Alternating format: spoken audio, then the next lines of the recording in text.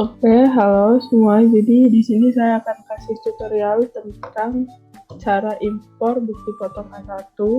Jadi langkah yang pertama sebelum kita impor, kita harus membuat folder yang akan kita gunakan untuk kita impor nanti. Di sini saya kasih nama impor bukti potong A1. Kemudian setelah kita buat folder, kita ke program Files 86, kemudian kita ke DCP, kita buka SPT, kemudian di sini ada database. Kita copy yang database kosong ini ke folder yang sudah kita buat tadi. Kita copy ke sini. Nah, kemudian setelah database-nya di copy, kita buka lagi program files. Nah, kemudian di sini kita copy untuk format CSV-nya. Nah, di sini di CSV format kita pakai yang bukti potong A1. Kemudian kita copy lagi ke file yang sudah kita buat tadi. Oke, setelah itu kita buka ISPT. Nah, setelah kita buka ISPT, kita buka di CP, ISPT 2014. Kemudian di sini kita buka aplikasinya ya teman-teman semua. Kita klik kanan saja, kemudian kita run as administrator. Kita yes aja. Kemudian di sini kita pakai database yang sudah kita buat tadi. Oke, di sini ada database. Kita pilih yang ini, kemudian pilih database. Di sini kita masukin passwordnya itu 123. Kita login. Di sini teman-teman diminta untuk mengisi NPWP. Saya pakai NPWP wajib pajak di kasus saya kali ini. Nanti teman-teman NPWP-nya bisa disesuaikan saja. Bisa pakai NPWP pribadi atau NPWP wajib pajak. Nah, kalau sudah NPWP-nya berhasil disimpan, teman-teman disuruh untuk mengisi data di sini. Datanya harus diisi sesuai ini ya, NPWP-nya. Kemudian alamatnya juga. Kemudian untuk nomor telepon juga diisi. Kemudian untuk emailnya juga bisa diisi.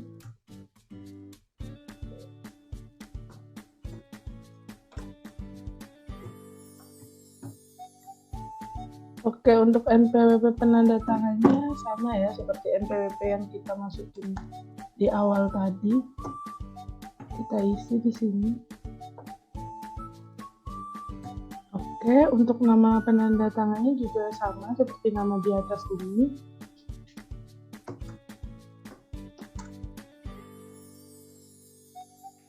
Oke, setelah itu kita simpan. Oke, ini profilnya sudah tersave ya teman-teman semua.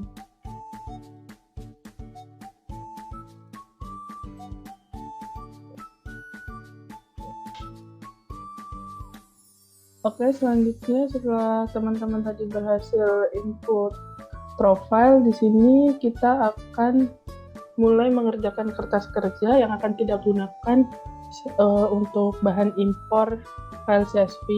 Nah, tadi di awal saya kasih tahu buat teman-teman semua untuk copy file CSV bukti potong A1 itu kan formatnya masih CSV. Nah, di sini saya punya format impor CSV, namun formatnya sudah saya ganti ke Excel karena nanti kalau kita mau melakukan perhitungan itu kita harus ubah dulu formatnya dari CSV ke Excel workbook. Jadi di sini kita save as aja.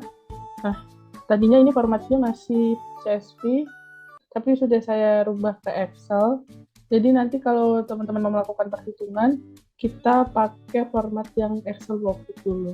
Oke, di sini selain saya punya formatnya, saya punya tentang data pegawai dan staf yang akan saya impor, kemudian informasi gaji mereka.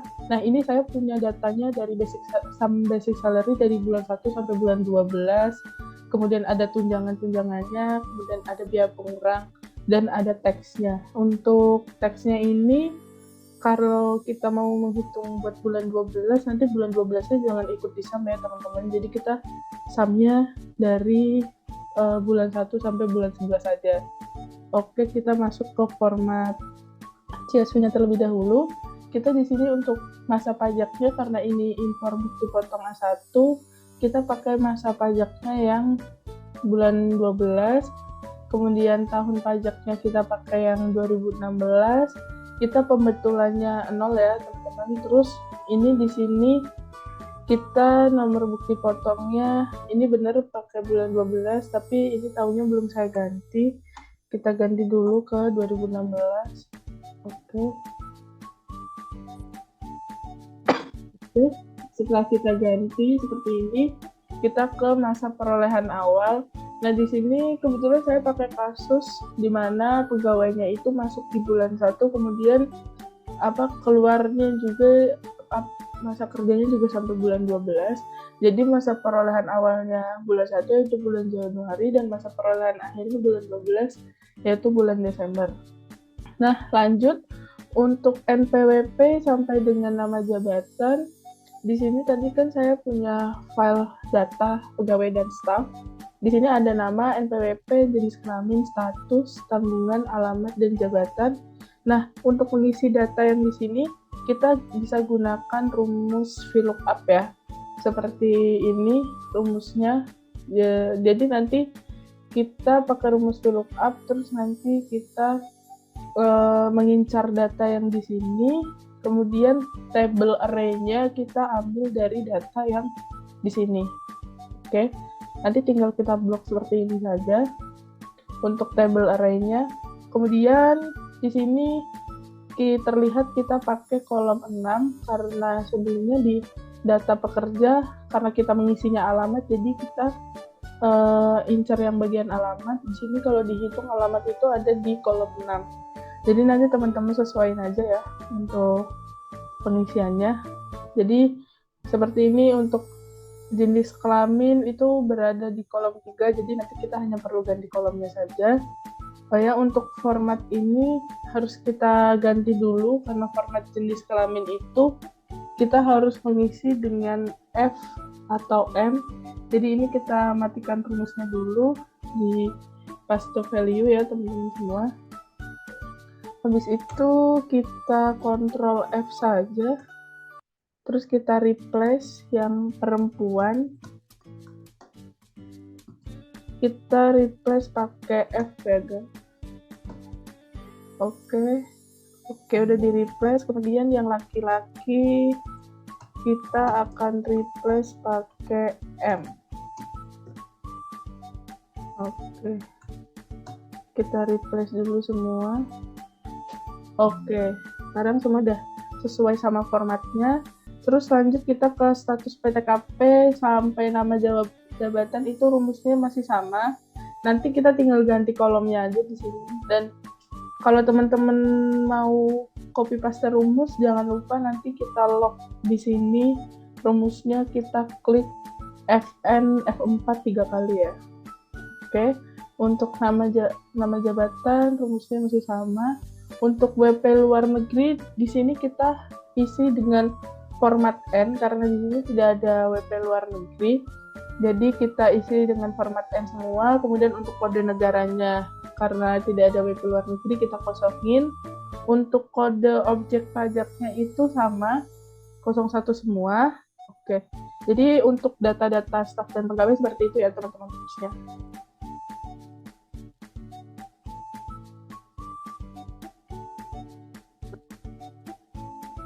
Oke, untuk step selanjutnya kita akan mulai masuk ke jumlah 1 sampai jumlah 20.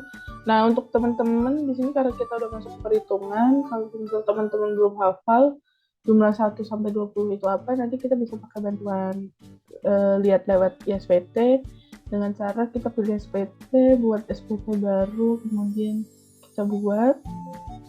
Oke, terus kita isi SPT ini. Kita buka daftar bukti foto, kita pilih yang A1, kemudian kita klik yang baru, Nah, di sini kita buka bagian rincian penghasilan. Nah, di sini ada keterangan untuk jumlah 1 sampai jumlah 20. Nah, oke, langsung saja kita lihat untuk jumlah 1 ini. Kita lihat di ISPT jumlah 1 itu adalah tentang gaji atau pensiunan. Nah, di sini kita ambil datanya dari perhitungan tadi dari kertas kerja. Untuk gaji di sini ada sum of basic salary yang dari bulan 1 sampai bulan 12. Nanti teman-teman bisa pindahin ke sini. Rumusnya sama, kita pakai VLOOKUP. Kemudian ini karena gaji ada di kolom 2, kita pakai yang kolom 2 ya. Kemudian untuk untuk jumlah 2 kita lihat lagi di SPT. Jumlah 2 itu adalah tunjangan PPH. Nah, di kasus saya ini kebetulan tunjangan PPH tidak diberikan, jadi bisa kita nolkan saja. Kemudian untuk jumlah 3 kita lihat di SPT ini, untuk jumlah 3 adalah tunjangan lainnya, uang lembur dan sebagainya. Ini adalah total tunjangan. Di sini kita juga pakai rumusnya sama, pakai VLOOKUP. Di sini total tunjangan ada di kolom 8, jadi kita pakainya yang kolom 8 juga. Terus untuk jumlah 4 itu di SPT kita lihat. Untuk jumlah 4 itu adalah honorarium. Nah, kita lihat di sini honorarium itu di kasus saya juga nggak diberikan, jadi bisa kita nolin saja. Terus untuk jumlah 5 kita lihat di SPT. Jumlah 5 itu premi asuransi yang dibayar pemberi kerja. Ini sisanya jadi penambah ya teman-teman. Nah, kita lihat lagi, premi asuransi ini biasanya berupa BPJS yang 0,54%. Di sini ternyata ada, jadi tinggal kita pindahin saja ke kertas kerjanya. Kemudian untuk jumlah 6 kita lihat di SPT itu jumlah 6 berupa penerimaan dalam bentuk natura, itu di kasus saya juga nggak dikasih. Jadi kita langsung ke jumlah 7.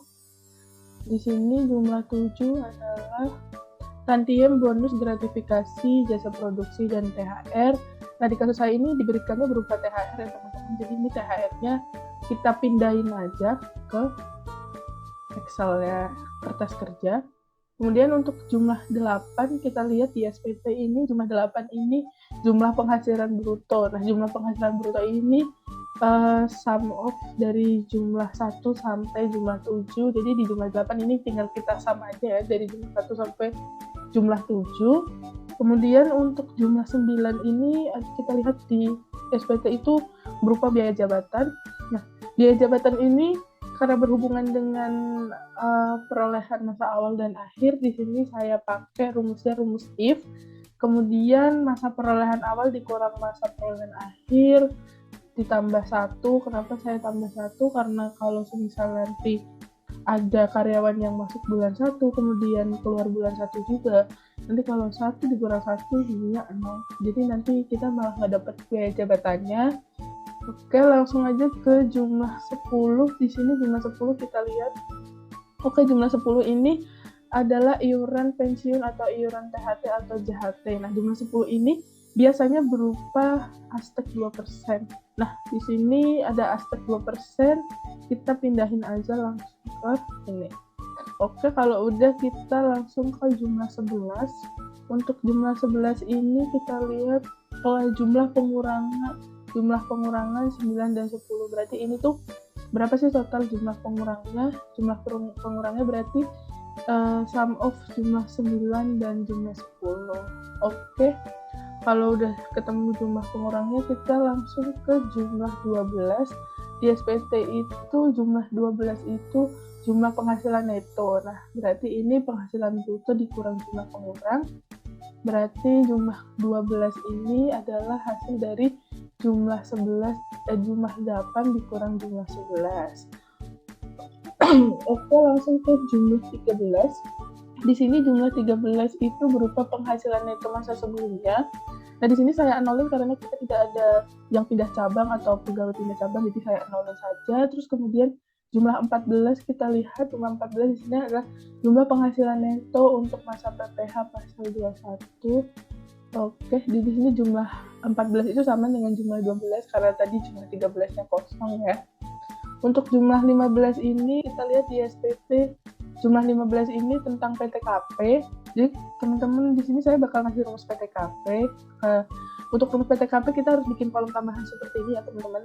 Untuk dari TK 0 kemudian sampai K3 harusnya yang HB 0 juga dimasukin, tapi di sini tidak ada kasus yang HB.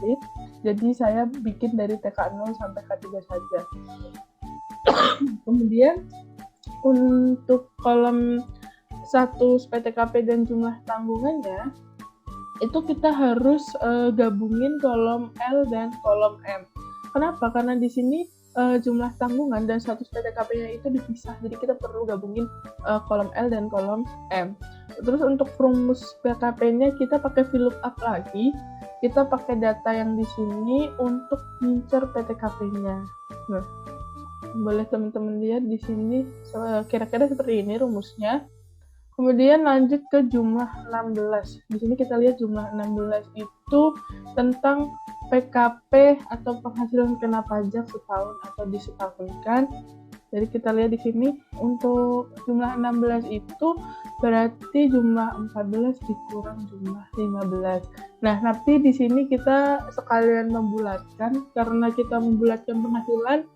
Di sini kita pakai rundown untuk membulatkannya. Kemudian di sini saya kasih -3 karena kita mau membulatkan 3 angka di belakang koma. Jadi gitu teman-teman. Jadi jumlah 16 itu sebenarnya pengurangan dari jumlah 14 dan jumlah 15. Oke.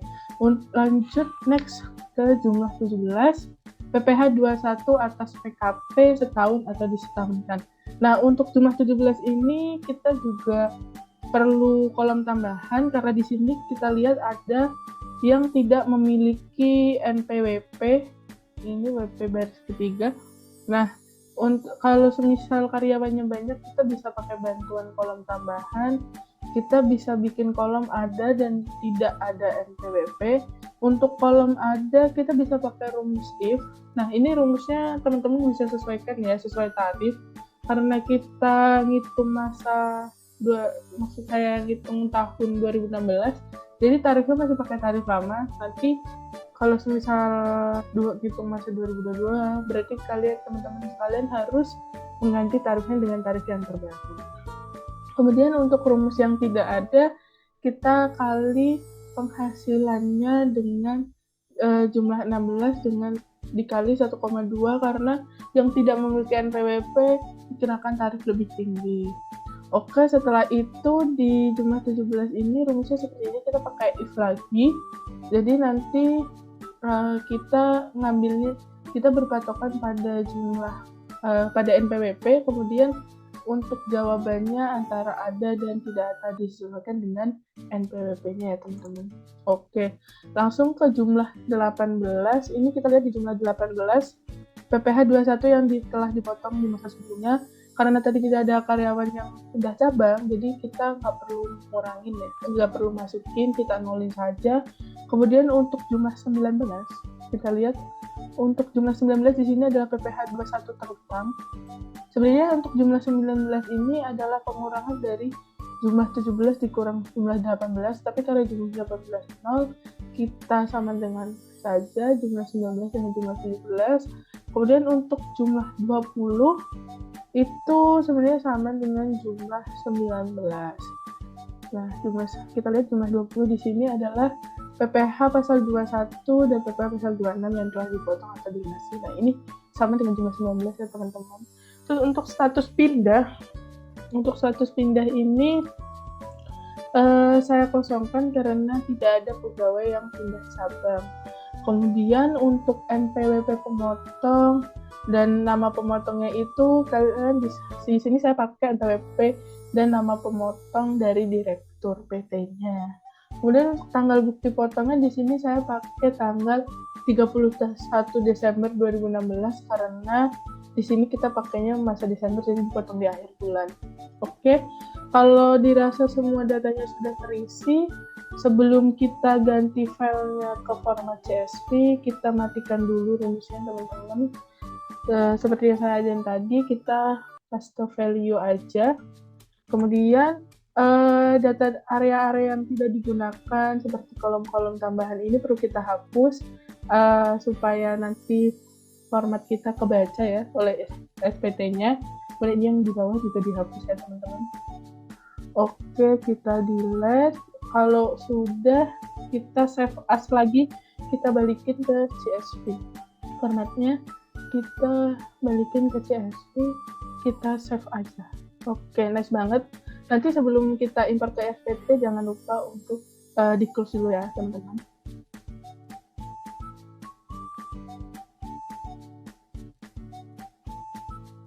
Oke, untuk step selanjutnya tadi kan kita sudah selesai sampai jumlah 20. Kemudian di sini kita bisa masuk ke import. Sebelum kita bakal buat SPT-nya terlebih dahulu, kita import untuk 2016. Kita pilih yang masa pajak bulan Desember. Oke, kita buat SPT-nya saja. Kita pilih yang Desember, kemudian kita buat SPT.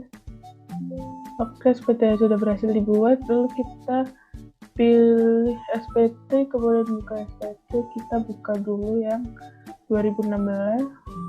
Oke, ini sudah berhasil dibuka, langsung kita import saja bukti potong, kita pilih yang A1, kemudian kita buka file, kemudian kita pilih yang tadi. Nah, kita impor format yang berformat CSV ya, teman-teman. Kalau kita mau impor, kita open, kita klik impor saja. Oke, ini sudah berhasil diimpor. Lalu setelah ini kita close saja. Kemudian kita ke isi SPT, kita ke daftar pemotongan pajak, kita pilih yang 1 tahun pajak. Nah, di sini teman-teman sudah bisa lihat kalau data-datanya sudah berhasil diimpor. Namun di sini tadi kita impor ada 5 pegawai, tapi yang di sini yang masuk hanya 3. Jadi untuk mengetahui jumlah pegawai dan penghasilan bruto yang tidak melebihi PTKP ini juga harus tetap dilaporin ya. Jadi kita buka kertas kerja yang tadi, kemudian kita ke jumlah 20, kemudian kita ke data, kita filter aja ya. Kita filter, kemudian kita pilih hanya yang 0 saja. Oke, tadi kita mau mencari penghasilan bruto. Nah, kita sum yang jumlah 8 saja. Kita sum dulu ya, yang jumlah 8. Oke. Nah, di sini kita bisa tahu nih berapa jumlah berapa bruto pegawai yang tidak melebihi PTKP. Nah, kita ini tulis saja di sini jumlah pegawainya ada 2. Kemudian jumlah brutonya itu kita lihat di sini tadi berapa? 170.372.000. 170.372.000. Berapa ini teman-teman? 269. Oke, 269. Setelah memasukkan jumlah pegawai yang tidak melebihi PTKP dan jumlah brutonya juga sudah dimasukkan, lalu kita simpan saja. Nah, setelah berhasil kita simpan semua datanya, maka kita sudah berhasil impor bukti potong A1. Oke, sekian video untuk tutorial impor bukti potong A1. Semoga bermanfaat buat teman-teman semua. Oke, see you next time.